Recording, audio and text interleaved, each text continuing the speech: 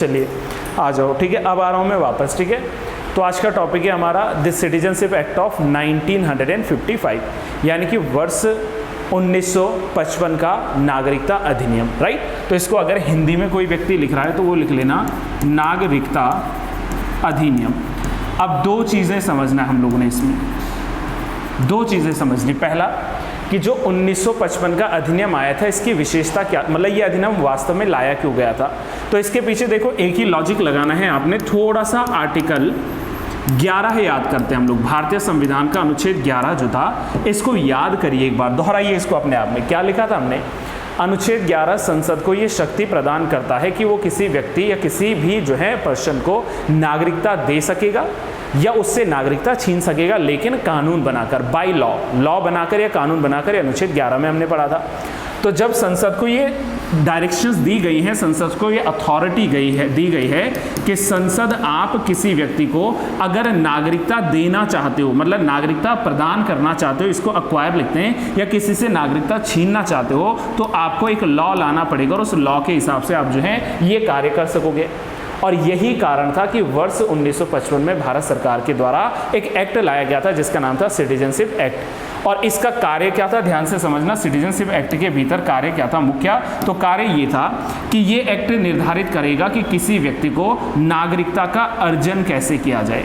नागरिकता का अर्जन, शब्दों को सुनिए जरा ध्यान से। नागरिकता का अर्जन, दैट इज अक्वायर करना किसी को, क्या? This citizenship. किसी को अगर सिटीजनशिप देनी है तो वो कैसे दी जाएगी, और यदि किसी से सिटीजनशिप को जो है छीनना है, यानी कि नागरिकता को समाप्त करना, अगर किसी से नागरिकता को समाप्त करना है, that is the loss of citizenship, तो इसके लिए जो है संसद को जो है क्या दी गई है, पावर दी गई है under article 11 of Indian constitution, जिसमें संसद ने ये दो कार्य किए 1955 के अधिनियम से। पहले हम लोग बेसिक समझते हैं कि अनुच्छेद 1955 कहता है कि यदि भारत में किसी भी व्यक्ति को नागरिकता प्रदान करनी है, प्रदान करना है, पहले अर्जन की बात करें हम लोग, अक्वायर ऑफ द सिटीजनशिप की हम लोग बात कर रहे हैं, तो इसके 5 आधार हैं। इसके कुल मिलाकर कितने आधार हैं? 5 क्राइटेरियाज हैं, और इन 5 क्राइटेरियाज में सबसे पहला आता है that is by birth. By birth मतलब कि जन्म के आधार पर। अब देखो, अगर किसी व्यक्ति की नागरिकता देनी तो बाय बर्थ हो सकता है। जैसे मैं यदि अपना उदाहरण दूं, या आप लोग भी देखिए, हम लोग जो है बाय बर्थ इंडियन सिटीजन हैं तो हैं, मतलब ऐसा नहीं ना कि हमने डॉक्यूमेंटेशन के थ्रू, मतलब रजिस्ट्रेशन या नेचुरलाइजेशन के थ्रू ली होगी नागरिकता, नहीं, हम बाय बर्थ इंडियन सिटीजन हैं तो इंडियन सिटीजन हैं, ठीक है। तो पहला आता है बाय बर्थ, हिंदी वाले लिखना है जन्म से, ये 1955 बता रहा हूं मैं आपको। दूसरा आता है bye decent. Bye decent, bye decent से मतलब यहां पर क्या समझे आप लोग? वंश से। पहला हमारे पास था जन्म से नागरिकता कैसे मिलेगी, दूसरा वंश से। अभी मैं इसको डिटेल में एक्सप्लेन करने वाला हूं। तीसरा आता है हमारे पास में that is by registration. Bye registration यानी कि पंजीकरण से। अभी हम लोग लिखेंगे नहीं, इसको मैं बाद में लिखवाऊंगा, पहले सुनेंगे सब लोग। पंजीकरण से, बाय रजिस्ट्रेशन यानी कि पंजीकरण करवाकर, राइट। नेक्स्ट आता है यहां पर that is by naturalisation. Bye naturalisation, Hindi में बाय नेचुरलाइजेशन को लिखते हैं हम लोग क्या? देशीकरण या प्राकृतिकरण से। देशीकरण या प्राकृतिकरण से। प्राकृतिकरण, देशीकरण या प्राकृतिकरण से, अभी बताएंगे कैसे। और अंत में आता है 5वां बाय एक्वायरिंग एनी टेरिटरी। मैं शॉर्ट फॉर्म में अपने टर्म्स में लिखा रहा हूं, मतलब किसी भूक्षेत्र, किसी भी टेरिटरी, किसी भी भूक्षेत्र का अधिग्रहण करने पर। अधिग्रहण करने पर, मतलब भारत सरकार जो है भविष्य में यदि किसी भी क्षेत्र को अक्वायर कर देता है, उसको अधिग्रहित कर लेता है, तो वहाँ के नागरिक भी भारत के नागरिक बन सकेंगे। ये हमारे पास में 5 सुविधाएं दी गई हैं, मतलब किसी को नागरिकता कैसे दी जाएगी। तो नागरिकता देने के 5 आधार फिर से समझिए, जन्म से नागरिकता, वंश से नागरिकता, देशीकरण से या जिसको हम लोग कह सकते हैं प्राकृतिकरण से नागरिकता, पंजीकरण से नागरिकता, और जो है किसी क्षेत्र समष्टि का क्या करना है, उसको अधिग्रहण करना है, तो उस आधार पर भी हमें नागरिकता दी जा सकती है। ये तो हो गए 1955 में नागरिकता को देने के अधिकार। देने के अधिकार को लेकर कोई जो है कंफ्यूजन नहीं, किसी को जल्दी से बताओ फ्रेंड्स, ऑनलाइन जल्दी से, ऑल गुड, नाइस। चलिए नेक्स्ट आता है हमारे पास में, that is the loss of citizenship, मतलब किसी से नागरिकता कैसे छीनी जा सकती है। तो इसके 3 आधार हैं, 3 इसके क्राइटेरियाज हैं। अब 3 आधारों में सबसे पहला जो आधार आता है वो आता है बाय रिनंशिएशन। हाँ जी, बिल्कुल बिल्कुल, पहला बिल्कुल सही कहा है आपने, दैट इज स्वैच्छिक त्याग। रिनंशिएशन का मतलब क्या है, स्वैच्छिक त्याग, मतलब भाई मैं अपनी मर्जी से अगर भारत की नागरिकता त्याग देता हूं तो मैं भारत का नागरिक नहीं बनूंगा। तो स्वैच्छिक त्याग का मतलब होता है रिनंशिएशन, राइट। दूसरा आता है टर्मिनेशन। टर्मिनेशन का मतलब होता है बर्खास्त होना, बिल्कुल बर्खास्त होना, अगर मुझे बर्खास्त कर लिया गया हो, ठीक है, बर्खास्त होना। अब बर्खास्त कैसे होते हैं अभी मैं समझा रहा हूं। और तीसरा आता है दैट इज डेप्रिवेशन। डेप्रिवेशन का मतलब यहां पर आप लोग क्या समझ रहे हैं, डिप्राइव करना मतलब वंचित होना, वंचित होना, डेप्रिवेशन की बात करें, वंचित होना, यानी कि आपसे क्या किया जा रहा है, आपसे आपकी नागरिकता को छीना जा रहा है। क्यों? क्योंकि आप जो हैं ऐसा कोई कृत्य कर सकते हो, ऐसा कोई कृत्य कर रहे हो जिससे कि पार्लियामेंट को लगा कि आपसे आपकी नागरिकता छीन लेनी चाहिए। तो ये हमारे पास में क्या है, क्राइटेरियाज है। फिर से मैं दोहरा दे रहा हूँ, सबसे पहला है कि आप यदि क्या करते हो, स्वैच्छिक त्याग करते हो, दूसरा मतलब बर्खास्त होना, तीसरा यानी कि वंचित करना। तो ये 3 आधार हैं किसी की नागरिकता को छीने जाने के। तो नागरिकता को अक्वायर करना या नागरिकता को छीनना, इसको लेकर जो है हमारे पास में ये क्या है, कुछ क्राइटेरियाज हैं। जल्दी से मुझे बताओ, आप लोग मुझे सुन रहे हैं कि नहीं? Okay, all good. चलिए ठीक है, आगे बढ़ते हैं। अब हम लोगों ने करना क्या है ना, इनको एक एक करके पढ़ना है। पहले मेरी बात समझो, हम पढ़ क्या रहे हैं, हम लोग पढ़ रहे हैं सिटीजनशिप एक्ट ऑफ 1955, वर्ष 1955 का नागरिकता अधिनियम। अभी मैं रियल एक्ट बता रहा हूँ, अभी इसमें अमेंडमेंट कैसे आए हैं, 1957 से लेकर 2019 तक के जितने भी अमेंडमेंट्स आए हैं वो अलग बात है। पहले मैं रियल एक्ट की बात करूँ कि वास्तव में जो रियल एक्ट है ये कहता क्या है। यहाँ तक की बातें अगर ठीक हैं तो चलिए अब हम लोगों ने करना क्या है, एक एक करके इनको डिफाइन करना है। बहुत डिटेल्ड नहीं जाना है, लेकिन कुछ बेसिक्स हम लोगों ने समझना है। मेरी बात समझना, हम लोग पहले बात करें नागरिकता देने की, नागरिकता के अर्जन की बात करें तो सबसे पहले हम लोगों ने क्या पढ़ा था, नागरिकता बाय बर्थ। जन्म से लेकर जो है किसी व्यक्ति की नागरिकता के प्रावधानों की यदि बात करें तो इसमें पहला प्रावधान बहुत बेसिक प्रावधान आता है। आपने एक डेट लिखनी है और वो डेट है क्या, 26 जनवरी 1950। मेरी बात समझना, एक डेट लिखना है यहाँ पर 26 जनवरी 1950 और इसके ब्रैकेट में मैं लिख रहा हूँ, ध्यान से देखना मुझे, ऑन और आफ्टर। ऑन और आफ्टर ये शब्द आप लोगों ने याद रखना है, ऑन और आफ्टर, ठीक है। बट बिफोर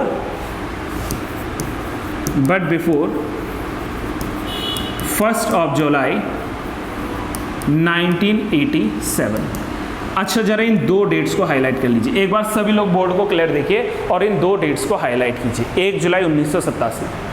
अब मेरी बात सुनना, यहाँ गौर फरमाना ध्यान से, क्योंकि ये 2 डेट्स ही पूरे आपके अनुच्छेद 155 की जो है मिस्ट्री को सॉल्व करने वाले हैं।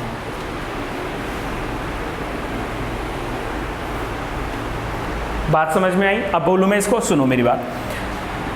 कोई भी ऐसा व्यक्ति जिसका जन्म या तो 26 जनवरी 1950 को है, ऑन का मतलब उसी दिन, कोई भी ऐसा व्यक्ति जिसका जन्म जो है 26 जनवरी 1950 को हुआ है या उसके बाद हुआ है, मैंने क्या लिखा है, ऑन और आफ्टर, या तो उसका जन्म 26 जनवरी 1950 को हुआ या उसके बाद हुआ, लेकिन बिफोर 1 जुलाई 1987, किसी व्यक्ति का जन्म या तो 26 जनवरी 1950 को हुआ या उसके बाद हुआ, लेकिन कब तक, 1 जुलाई 1987 के बीच में। जैसे मान लो लेट कर लीजिए कि अगर मैं कहूँगा कि मेरी बर्थ जो ईयर है वो है 1985, तो मतलब मैं इनके बीच में जन्मा हुआ व्यक्ति हूँ, तो क्या मैं भारत का नागरिक हूँ बाई बर्थ? आप बोलेंगे यस, यस, मैं भारत का बाई बर्थ सिटीजन हूँ, इररिस्पेक्टिव ऑफ कि मेरे माता या पिता हैं कि नहीं भारत के सिटीजन। ऐसा कोई भी व्यक्ति जिसका जन्म या तो 26 जनवरी 1950 को हुआ है या उसके बाद, लेकिन 1 जुलाई 1987 से पहले हुआ है, तो वो व्यक्ति भारत का नागरिक बाई बर्थ माना जाएगा, इररिस्पेक्टिव ऑफ, मतलब इससे कोई लेना देना नहीं है कि उसके माता का जन्म भारत में हुआ है कि नहीं, या उसके पिता भारत के नागरिक हैं अथवा नहीं, इससे कोई मतलब नहीं बनता। यहाँ पर कोई ऐसा क्राइटेरिया फिक्स नहीं किया गया है। पहला क्राइटेरिया समझ में आया बाई बर्थ से कि कोई व्यक्ति भारत का नागरिक है कि नहीं। रियल में आपको आर्टिकल बता रहा हूँ, रियल में आपको ये फैक्चुअल चीज़ें बता रहा हूँ जो कि 1955 के नागरिकता अधिनियम में लिखी गई हैं। क्या यहाँ की बातें ठीक है? मैं दूसरे लाइन पे आगे बढ़ूँ, चलिए, वेरी नाइस। अब दूसरी डेट लिखते हैं, ऑन और after 1 July 1987 but before 3 December 2004। अब आपको ये वाली डेट याद रखनी है। ऐसा कोई व्यक्ति जिसका जन्म या तो 1 जुलाई 1987 को हुआ है या फिर 1 जुलाई 1987 के बाद हुआ है, लेकिन 3 दिसंबर 2004 से पहले अगर उसका जन्म होता है तो भी वह भारत का नागरिक रह सकेगा यदि उसके जन्म के समय ईदर ऑफ हिज पेरेंट, यदि उसके जन्म के समय ईदर ऑफ हिज पेरेंट यानी उसके माता या पिता, उसके माता या पिता में से कोई एक भारत का नागरिक हो। दोनों में डिफरेंस समझ में आया कि नहीं मानसी? दोनों में डिफरेंस क्या पड़ा हमने? पहला केस बोल रहा था कि भाई अगर उसका जन्म क्या हुआ है 1 जुलाई 1987 से पहले हुआ है, 26 जनवरी के बाद या 26 जनवरी, तो कोई मतलब नहीं उसके माता भारत की नागरिक हैं, उसके पिता भारत के नागरिक हैं, कोई मतलब नहीं, वो भारत का नागरिक है तो है। लेकिन अगर हम लोग बात करें कि 1 जुलाई 1987 के बाद की क्या कंडीशन है, तो वहाँ कह रहे हैं कि उसके माता या उसके पिता में से कोई भी एक अगर भारत का नागरिक है तो वो क्या बनेगा? वो भारत का नागरिक रह सकेगा। मेरी बात समझ रहे हैं कि नहीं? अब सुनो मेरी बात।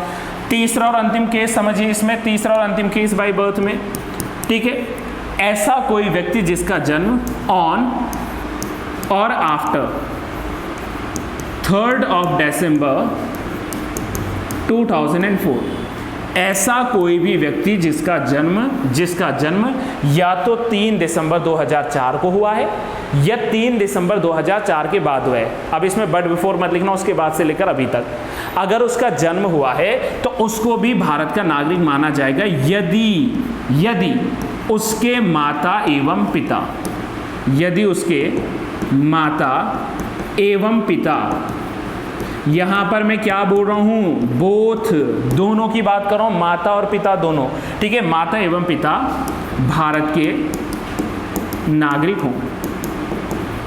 कंडीशन तीनों में चेंज मिला है आपको कि नहीं? पहले में कोई लेना देना नहीं, माता पिता हैं भारतीय की नहीं है, कोई नागरिकता नहीं चेक कर रहे हैं। दूसरे केस में मैंने आपको क्या कहा कि उनमें से कोई भी एक भारत का नागरिक होना चाहिए, और तीसरे केस में मैंने आपसे क्या कहा कि दोनों का जो है भारतीय होना अनिवार्य है। दोनों अभी चेक करो, अभी चेक करो, वॉइस आ रही है आपको? कंप्लेंट आ रही थी कि वॉइस नहीं आ रही है। ये देखो ना क्या खुल रहा है, एक सेकंड दो, ये पता नहीं क्या क्या चल रहा है इसमें। Just give me a minute. अभी सुनना फ्रेंड्स, चलो वापस आ जाएं, चलो बैक टू द वर्क। मैंने क्या कहा कि तीसरे केस में कह रहा है कि किसी का जन्म यदि 3 दिसंबर 2004 को या उसके बाद हुआ तो उसके दोनों माता का भी और पिता का भी भारत का नागरिक होना अनिवार्य है, लेकिन कोई एक उनमें से अवैध प्रवासी नहीं होना चाहिए। अवैध प्रवासी का मतलब होता है इलीगल माइग्रेंट। इलीगल माइग्रेंट नहीं होना चाहिए। मैं अगेन कह रहा हूँ, डिटेल्ड कंसेप्ट बता रहा हूँ, ये बहुत इंपॉर्टेंट है सिटीजनशिप एक्ट को लेकर। कोई भी व्यक्ति भारत का नागरिक बाय बर्थ हो सकेगा 3 कंडीशंस के आधार पर। पहली कंडीशन 26 जनवरी 1950 को जन्म हुआ या उसके बाद जन्म हुआ, लेकिन 1 जुलाई 1987 से पहले जन्म हुआ तो भारत का नागरिक है बाय बर्थ, इर्रिस्पेक्टिव ऑफ उसके माता पिता हैं कि नहीं, कोई दिक्कत नहीं है।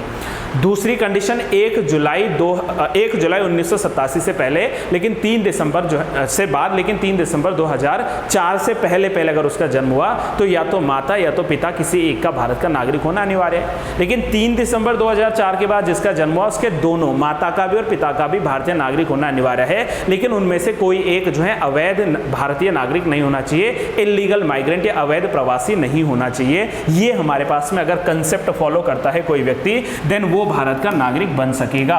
जल्दी से मुझे बताओ, बाय बर्थ समझ में आया कि कौन भारत का नागरिक है?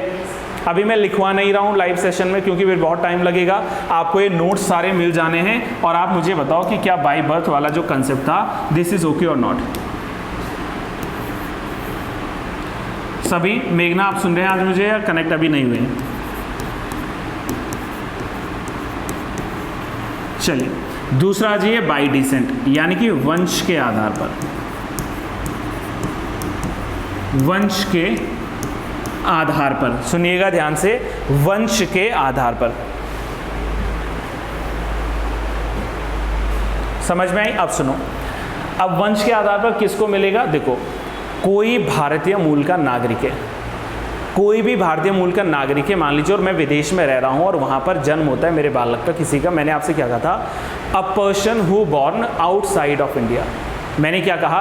A person who born outside of India. मेरी बात समझो, कोई भी एक ऐसा व्यक्ति, मैं इसको हाईलाइट कर रहा हूं, जो कि आउटसाइड ऑफ इंडिया, भारत से बाहर कहीं पर भी जन्म ले रहा है, इसका जो मैंने बर्थ आपको बताया है वो बताया है आउटसाइड इंडिया। कब की ये बात चल रही है? या तो ऑन लिखना जरूरी है, ऑन और after 26 of January 1950 but before 10th of December 1992। 2 dates को हाईलाइट कर लीजिए, इन 2 डेट्स को आप लोग हाईलाइट कर लीजिए। आपको ये मार्कर दिख भी रहा है कि नहीं? चलो मेरी बात सुनो, अब मैंने कहा कि भाई वंश का मतलब क्या है? बाई ब्लड की बात करो ना। मान लीजिए कोई भी ऐसा भारतीय मूल का व्यक्ति है जिसका जन्म भारत से बाहर में हुआ है, मतलब उसके पेरेंट्स जो हैं वो हो सकते हैं ना भारतीय, तो कोई भी ऐसा व्यक्ति है भारत मूल का जिसका जन्म भारत से बाहर हो रहा है, और जन्म कब हो रहा है? या तो 26 जनवरी 1950 को, समझ रहे हैं, या तो 26 जनवरी 1950 के बाद, लेकिन 10 दिसंबर 1992 से पहले तो वह भारत का नागरिक रह सकेगा। देन उसको हम लोग भारत का नागरिक कह देंगे यदि उसके फादर, मेरी बात समझना, इसमें कंडीशन साफ लिखी गई है कि यदि उसके फादर, ऐसा नहीं कहा कि either of his parent, no, यदि उसके पिता भारत के नागरिक हैं। मेरी बात ध्यान से सुनना, गौर से सुनना, कि कोई ऐसा व्यक्ति जिसका जन्म भारत से बाहर हो रहा है, इंडियन मूल का है, मतलब उसके फादर इंडिया के सिटीजन है, तो वह भारत का नागरिक बन सकेगा। कंडीशन एक है कि पिता का भारतीय नागरिक होना अनिवार्य है। जन्म आपका कहीं भी हुआ है, आपका यूक्रेन में हुआ, रशिया में हुआ, चाइना में हुआ, पाकिस्तान में हुआ, कोई लेना देना नहीं है, कोई मतलब नहीं है। मेन कंडीशन हमारी क्या है कि उसके पिता भारत के नागरिक होने चाहिए। तो पहली कंडीशन 10 दिसंबर 1992 तक अप्लाई होती है। क्या मेरी ये बात समझ में आई? Nice, very.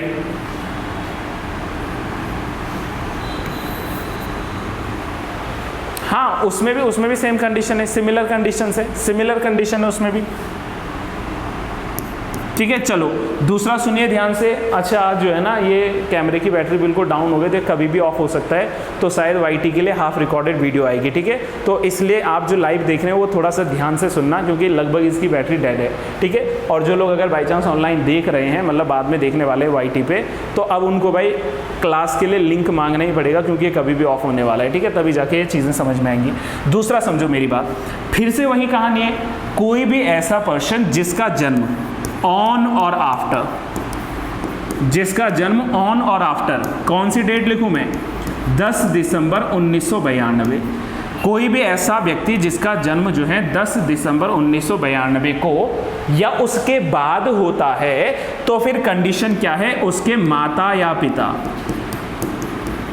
इसमें अब आएगा आइदर ऑफ हिज पेरेंट, पहले में सिर्फ पिताजी थे, फादर थे, यहाँ कह रहा हूँ उसकी माता या पिता कोई भी एक भारत का नागरिक होना चाहिए। दूसरी कंडीशन सिमिलर है भाई कि दूसरा अवैध नागरिक नहीं होना चाहिए, इलीगल जो है सिटीजन है, माइग्रेंट नहीं होना चाहिए। तो उसके माता या पिता कोई भी एक अगर भारत का नागरिक है तो वह भारत का क्या बन सकेगा, नागरिक बन सकेगा बाई डिसेंट में कह रहा हूँ। दूसरी कहानी समझ में आई कि नहीं, नाइस, वेरी गुड। और तीसरी कंडीशन समझिए, ऑन और आफ्टर 3rd of December 2004, या तो 3 दिसंबर 2004 को या 3 दिसंबर 2004 के बाद यदि किसी का जन्म विदेश में हो रहा है तो उसके पेरेंट्स का कर्तव्य क्या है कि भाई आप विदिन 1 ईयर, आपको 1 साल के भीतर भीतर ऐसे बालकों का, ऐसे संतानों का जो है रजिस्ट्रेशन करवाना पड़ेगा, जो भी वहाँ पर काउंसिलर रिप्रेजेंटेटिव होगा।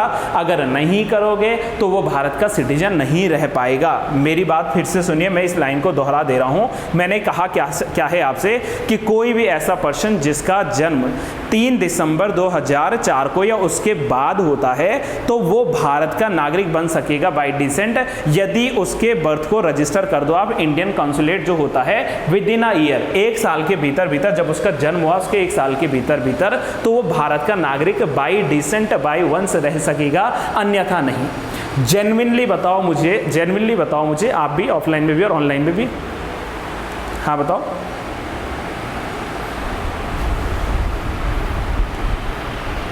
नहीं, अब वो तो कंसेप्ट है ना। एक चीज़ बताओ रक्षा, मान लीजिए कि आप जो है विदेश में रह रहे हैं, आपका जो है पूरी फैमिली विदेश में रह रही है और वहाँ पर जो है क्या होता है, संतान उत्पत्ति होती है। तो भाई आप यही चाहोगे ना कि मैं इंडियन और मैं चाहती हूँ कि मेरा बेटा या मेरी बेटी जो है ये भी इंडियन रहे, तो आप तुरंत 1 साल के भीतर रजिस्ट्रेशन करवा दो। बाई चांस किसी कारणवश नहीं हुआ 1 साल के भीतर रजिस्ट्रेशन, तो फिर इंडियन गवर्नमेंट को आपको एक एप्लीकेशन लिखनी पड़ेगी विद अ वैलिड रीज़न कि क्यों नहीं करवा पाए 1 साल के भीतर भीतर हम लोग रजिस्ट्रेशन। वो भी नहीं होता तो फिर तो एक ही ऑप्शन बचा कि भाई बालक बालिका को 18 साल का होने तो जैसे 18 साल पूरे करेगा वो अपने डिसीजन ले लेगा कि मुझे इंडिया का सिटीजन बनना है या जिस भी देश में जन्मा है वहीं का नागरिक रहना है। कंडीशन हमारे पास ही हो रही है, देखो अब वो आप करो ना करो वो अलग चीज़ है, लेकिन कंडीशन कह रही है नोटिस नहीं बोलेंगे, आपको पंजीकरण करवाना है, रजिस्ट्रेशन करवाना है। जो वहाँ पर बैठा होगा ना काउंसिलर विदेश कंपनी में, विदेशी राज्यों में, तो उसके पास जाना है कि भाई देखो हम भारत के नागरिक हैं, हमारे घर में ये जो है जन्मा है एक बच्चा, तो ये भी हम चाहते हैं कि भारत का सिटीजन रहे, तो आप उसका रजिस्ट्रेशन करवा लो, उसका बर्थ सर्टिफिकेट ले जाओ और बोलो जी इस दिन इसका जन्म हुआ था, तो उस आधार पर वो क्या बन जाएगा, भारत का नागरिक बन सकेगा। अभी क्लियर हो रहा है मामले? ठीक है, कन्फ्यूजिंग लग रहा कुछ? सभी लोग ना, दक्ष आप लोग भी साथ साथ में दोहराते रहो। चलिए ठीक है, अब देखो ऑनलाइन वीडियो को मतलब आप लोग अभी वेट करना, ये जो वाईटी वाली वीडियो इसका मैं पार्ट यहीं पर एंड कर रहा हूँ। ठीक है, बिल्कुल रेड मार्क ऐसे टिमटिमासा नज़र आ रहा है मुझे क्योंकि वो ख़त्म हो गई है बैटरी। आप लोगों की मैं क्लास कंटिन्यू कर रहा हूँ। ठीक है, ये वाली क्लास में अगले सेशन में रिकॉर्ड कर दूँगा।